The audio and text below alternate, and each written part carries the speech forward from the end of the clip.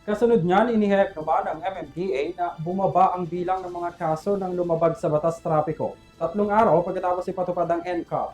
Si AJ Estares magbabalita.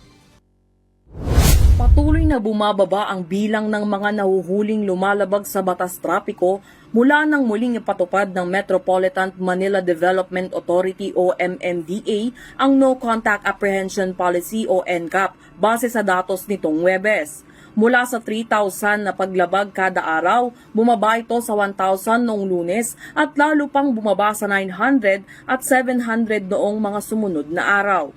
Sa ilalim ng NCAP, ginagamit ang mga kamera upang hulihin ang mga traffic violator na maaring magbayad online o mag-apila sa MMDA. Sinisiguro din ng ahensya na mano-manong sinusuri ang mga huli bago maglabas ng tiket. Naibalik ang pagpapatupad ng NCAP matapos bahagyang iangat ng Korte Suprema ang TRO laban dito na dating isinampa ng ilang transport groups. Isa sa mga pangunahing isyung kinekwestiyon ay ang pananagot ng may-ari ng sasakyan sa halip na ang aktwal na driver.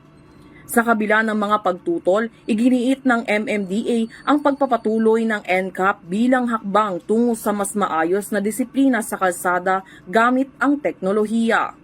Para sa EuroTV News, AJ Estares, sumasaludo sa bawat Pilipino.